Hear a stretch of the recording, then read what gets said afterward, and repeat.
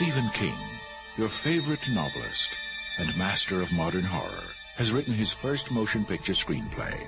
It combines all the elements of his creative imagination. Lovable pets, classic cars, quiet evenings, favorite films. Kill the son of it. Good idea. Adorable kids. Help me! It's after me! And, of course, a monster or two. Experience a series of electrifying adventures as seen through Stephen King's Cat's Eye. Okay, we're going to stay in Stephen King country for this last review, which is Cat's Eye. And I know what you were probably thinking when you watched this movie. Where can I get the soundtrack? Right? I'm not wrong. You were very excited by the music in this film, I'm guessing? Actually, you know, the 80s in this was not that distracting in this movie. No. This one felt, even more so than Creepshow to me, this one really felt period to me. This really felt 80s for some reason.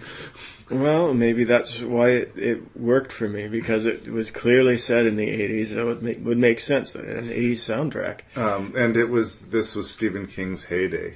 And the opening sequence in which we see our cat getting in and out of trouble, this cat that's going to sort of tenuously tie these three stories together, is nearly run over by Christine from the novel Christine, and is being chased clearly by Cujo from the novel Cujo. And there's all these little seeded, Stephen King, we like Stephen King, which seems a little bit obnoxious, and why are you taking us out of the movie in this way?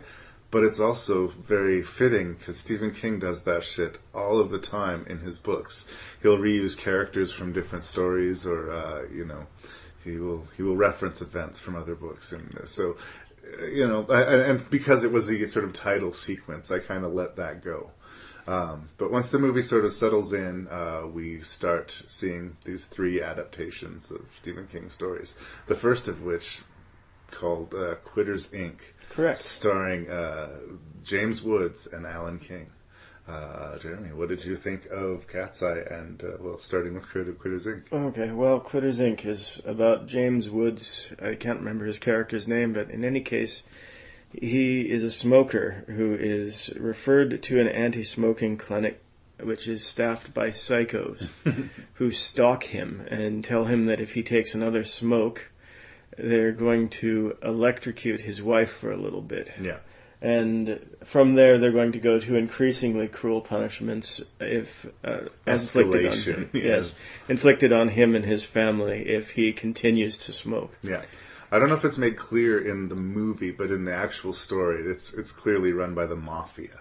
It's an organization. Some high-level mafioso guy was dying of cancer and was taking it personally. So his sort of legacy is this Quitters, Inc., and it's run by hard cases from the mafia. Well, that makes sense. It indeed was not made clear in the movie who these guys were. They had Italian accents and they looked like mobsters, but as far as I knew, they were just weirdos. Yeah. Well, this was a pretty good story. Had a satisfying ending, particularly with the twist, I thought. A little reveal there. Yeah. It's interesting for a few reasons. I mean, James Woods is in the central performance, but it's using his manic energy to a sort of a different length than you're used to seeing. You're sort of used to seeing him playing an alpha male in control, sort of calling the shots. And he's rocked back on his heels and fairly desperate for most of this story, which is not typical ground for James Woods. I liked seeing that. I also liked seeing how different the world is. I grew up, this is me, mid-80s. I was, in the height of my childhood. People smoked everywhere, and everybody smoked. Yes. You see this in old news. I remember we were talking about The Exorcist with Terry the other day, and how the doctor, when they were talking to Regan, was smoking in the office with her. You just wouldn't see that in a movie nowadays. It's interesting that to see the change in the zeitgeist, I guess. Well, even the bars that we grew up with as started attending, we were dens of smoking, and it's just everything has changed now. Yeah, it's almost like this story almost wouldn't work today. It had to be set in the 80s for this to work. It's an interesting because point. the as far as the visual temptation being everywhere he looks, there's people lighting up, and it's sort of driving him crazy, and I kind of dug that. Well, I have an uncle who quit smoking entirely, and to this day, it's been decades since he's had a smoke, but to this day, when he sees somebody lighting up, he's just got that little addict voice that says, boy, that would be nice to have a smoke. Yeah. So moving on to the second story, and I'm thinking this might be why they decided to downplay the mob angle in the first story, is because we kind of have another story about a criminal mastermind trying to get some vengeance. It's called The Ledge, and it's essentially the same story as Something to Tide You Over, isn't it? Rich psycho finds out his wife is fooling around and decides to kill both parties. Kill and torment both people. Yeah. And I think that this character has a little less color, or at least the performance did, than Leslie Nielsen's character in Creepshow. But I liked the idea of the ledge, and that in his mind, this was a rigged game. You got the idea that he'd done this a few times. He had a few booby traps set, and his fire hose torments, and the whole thing. It's not just the stress of Robert Hayes trying to walk around the ledge of this building. It's the torment that he goes through at the hands of this gangster and of one particularly irritating pigeon. Yes, the pigeon. Pecking at his toes as he tries to walk along the edge. Yeah. Another interesting connection with Creepshow here is the juxtaposition. Robert Hayes is probably most famously known as the lead character in the Airplane franchise. So Leslie Nielsen? Yeah, seeing him play a straight role quite well in this movie was sort of echoes of Leslie Nielsen's work in Creepshow. Was this movie... It was after... this would be after Airplane, but before Naked Gun, or at least before the Naked Gun movies. It was after the TV show, I think. The gangster guy played Baron Harkonnen, right? I believe so, yeah. Yes.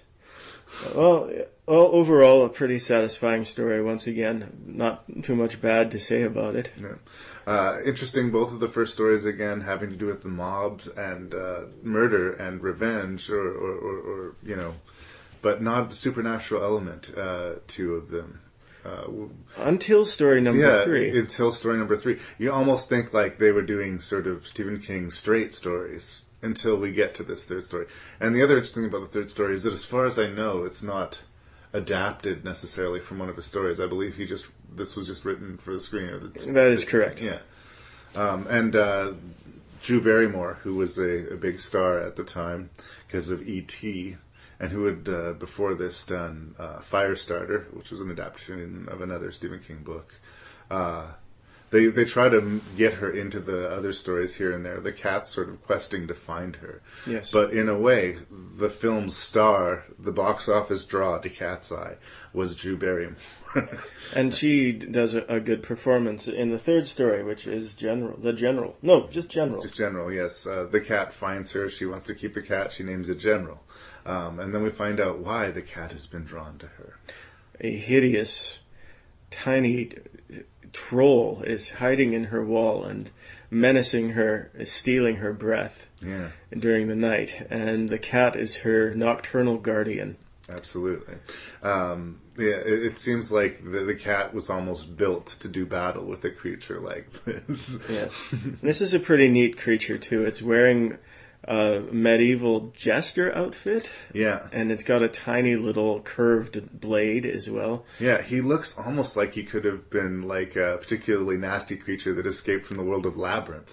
There's something puppety about him. There's something like sort of giddy and mischievous, But at the same time... sinister. Yes. I like the fact that since this was filmed in the 80s, and this creature was supposed to be a tiny creature, they obviously had to make a set Big that was sets. 10 times as big as real life and have this regular-sized guy wandering around in it. And that was pretty fun. It appeals to the strength of Stephen King's stories. Like, some of them are sort of grounded in reality, and some of them are just absolutely crazy. Shit happens just because it happens. We have to accept this little troll on the wall because this is the world that we're in. But I also thought it was kind of clever that he stole the breath from the little girl as she slept, because this thing, this sort of idea of breath stealing, is actually associated with cats. There's a superstition about cats that if given the chance, they would smother older people or children in their sleep. So then you're going to you start building your own mythology out of this. Well, it's actually these little trolls that do that. The cats were trying to protect them, but people assumed that it was the cat that did this, right? As bizarre and weird as it is, it's kind of smart too. I liked it, but it did seem like the odd story out. There's only 3 stories to choose from in this one.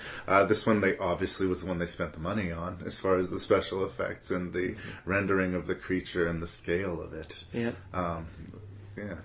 Once again, a good story. I guess I have problems with the very end where the troll somehow lands on the record player and the cat knows to turn up the speed and sends it flying across the room. That's a little bit dumb. Yeah.